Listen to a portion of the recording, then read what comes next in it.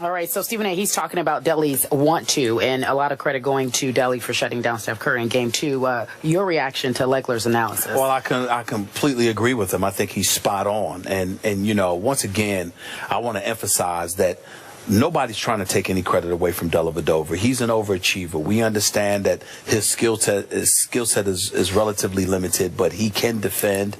He's a tireless defender. He goes after it. He works very, very hard. He gets up in your face and what have you.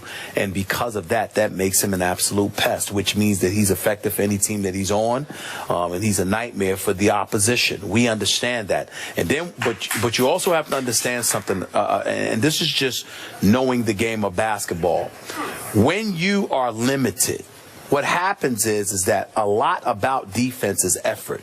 And there's no shortage of effort when it comes to a Dellavedova. When you are a Kobe or you are a LeBron or somebody and you can defend, what you also do is spy.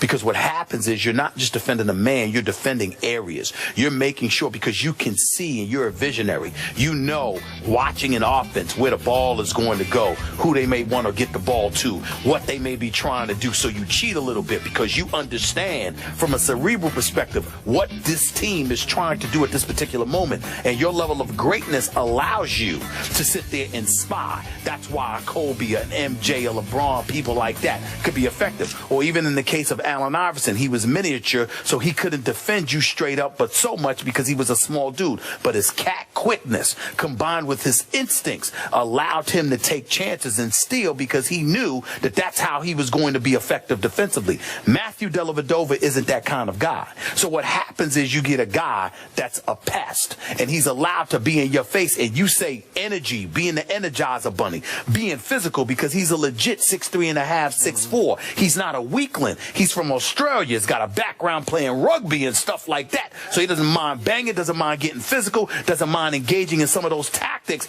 that, dare we say, today's players are relatively immune to, because back in the day where it was a more physical brand of basketball in the NBA, okay, in this day and age, it's not like that. So it's one thing where every little ticky-tack foul gets called, but it's another thing if it doesn't. If it doesn't, it can really affect you as an offensive player, because that guy is pestering you. And if Matthew Dellavedova deserves credit for anything, it's the fact that somehow, some way, he actually gets away with being in your face and being physical in today's brand of basketball. There's a skill that comes along with that elevates him to being one of, dare I say, the premier defenders in this game. And he deserves credit for it. The reason why I think, however, Skip, the reason why I think, however, you've got to pump the brakes with it is because, unlike any other sport, if you're going up against a guy whose game is predicated on athleticism and elevation and playing above the rim,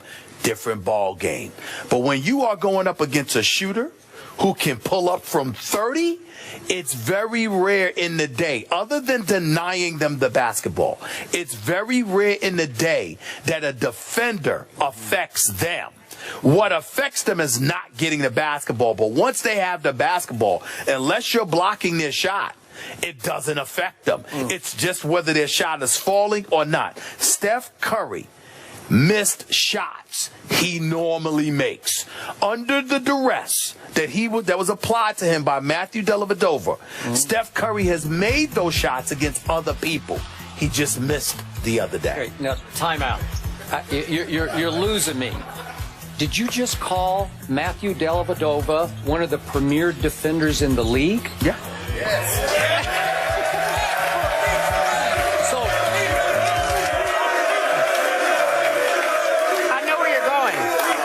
You're going, sir. So I think it was yesterday or maybe just the day before, you were pretty hard on him. Skip Bayless. I thought you gave him next to no credit, Skip and now Bayless. he's... That's because you don't listen. I think I listened too hard. It's okay. I think I heard it all. No, what you do is you give your opinion, and you're so fixated on it that anything that remotely deviates from it throws you a curve. But in the end, what it comes down to is this. Like, don't you and I both agree that Tony Allen is an elite defender? Tony Allen for the Memphis Grizzlies? One of the best. One of the best. Yeah. And for the first, when they lost games 2 and 3 to Memphis, all right, we said Golden State's in trouble. Now, Tony Allen getting hurt had a lot to do with that. But what I said to you was, despite all of that, Steph Curry is one of those rare commodities where the defender is not going to affect him with anything other than denying him the ball. Once he has the ball, the shots that he takes, Skip, it doesn't matter whether somebody's in his face or not. I've seen Steph Curry. I've seen Steph right in his face. I've seen not if you don't block his shot, because I've seen Steph Curry with his eyes closed hit threes. That's how good he is as a shooter. See, what gets me is your respect that you're giving Delly is grudging at best. You're sort of writing him off. You're undercutting him as an overachiever when, in fact, I watch his feet. Those aren't overachievers' feet. Those are star defenders' feet that I'm seeing. And that's what Legler had to go back and break it down. You know, sort of slide for slide. I'm going to look at this one. I'm going to freeze it. I'm going to freeze it. I'm going to freeze it. And I'm seeing a guy who, on film study, Dellavedova after the game the other night on SportsCenter talked about how much tape he watched of Steph before the finals started, because they had all those days to get ready. He was beating Steph to his sweet spot with his head.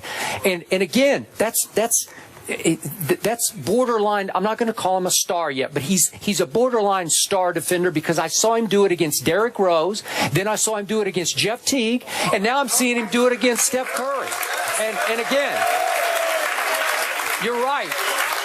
He's listed at 6'4". I don't know if he's quite 6'4", but even though he doesn't look muscular, I think he packs a wallop. He is beating Steph to the screens and through the screens, and he's keeping that body on him, and he's wearing him down a little bit.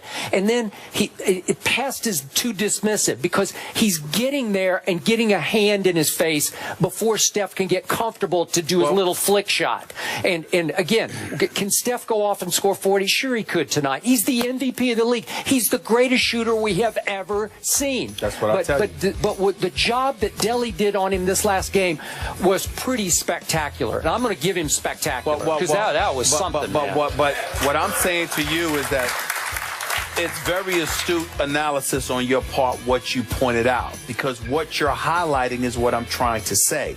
Of course, you're a nightmare for a shooter if you deny them the ball, if they're not able to get the ball in the spots they want to, or not at all.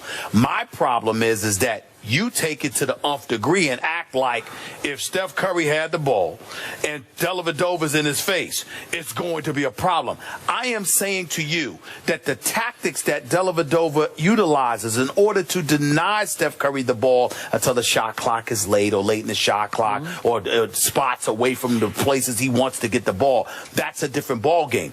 But I am telling you, if Steve Kerr and those guys set enough picks and screens and facilitate Steph Curry getting the basketball, and he's straight up with Dellavedova, I am telling you, he will eat that boy alive. Okay. That's what I am saying. Let's be clear. To eat him alive. Let's you know be what clear. He's going to have to do, and he said this after the game, Steph did?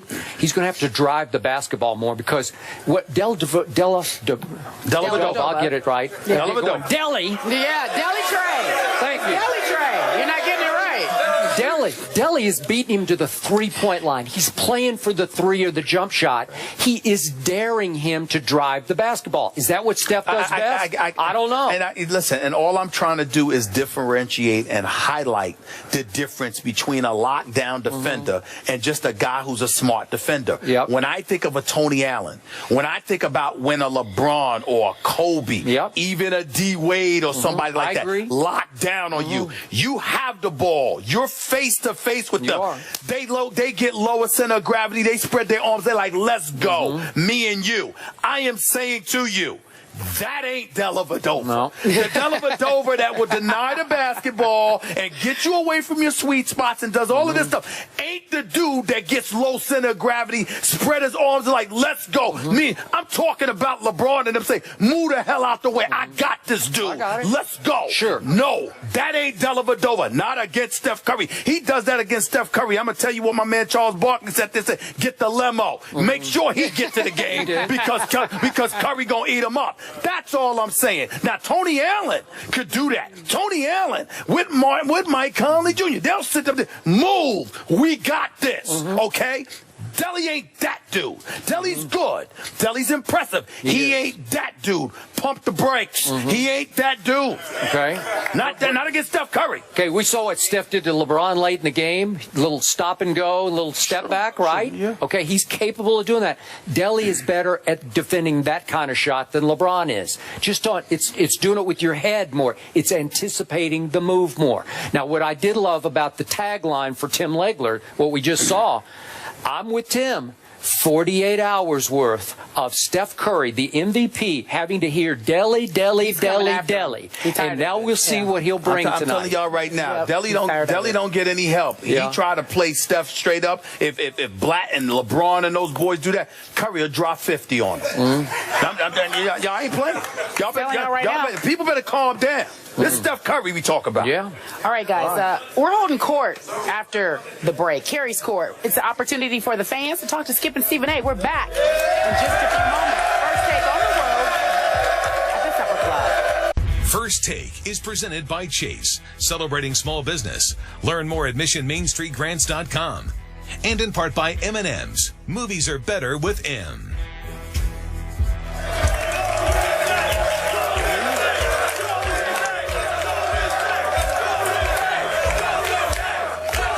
Wait a second. There is some confusion. There's Golden State. There's Golden State and Cavs fans. You guys are bold right here. These I guys get you got some guys. guts. You really do. Keep it friendly. Keep it friendly. We understand. These guys but need to be careful. They just need to be careful. Cautious.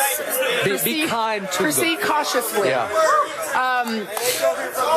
As I was saying, we love when people watch the show and send us some tweets. You guys know about Little B, right? You know the curse that Little B put on Kevin Durant and James Harden, which you think is kind of funny. He also said, though, he said specifically that LeBron James, there was no curse. So he's all straight, right? Everybody's good with LeBron. He just tweeted the show. He just wanted us to know that he really liked the Iman Shumpert video, and he wanted to see what you thought about it. What do you think? I just hope Little B doesn't put a curse on Delly. Uh-oh. Right? What if he did? Yeah. He's not cooking yet? No. No, not going to happen? Okay. All right, so let's talk about Game 3. Stephen A's like, I'm not a part of this. Who wins the game tonight, my friend? I'm picking Cleveland.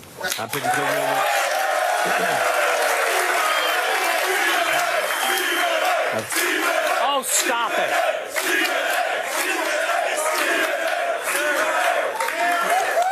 I really believe that Game 3 is pivotal in this series. I think that, LeBron imploring the crowd in Cleveland to show up, to be raucous and noisy. I think that there's a need for that. He knows that his troops are going to need all the support that they can get because Golden State's going to be ready tonight. And I think that Cleveland's going to have to find a way to win. Keep in mind, Golden State is still the best team in this series. Cleveland just has the best player in the world. They will find a way to escape with tonight's game. And Iman Shumpert's got to show up offensively, too. Okay. I believe, in fact, I know that Golden State's going to win one of these two games in Cleveland, and I believe it will be tonight because I believe Steffi owes his team a game, and I think he will give his team back a game tonight. I got 100-98 visiting team Let me tell you what we owe you guys here in Cleveland. Another show. We'll be here at 3:30 this afternoon. Please join us, will you? We're going to be on ESPN. Skip Bayless and Stephen A. Smith, I'm Carrie Champion. Thank you for watching. Again, 3:30 Eastern over on ESPN. We'll give you another show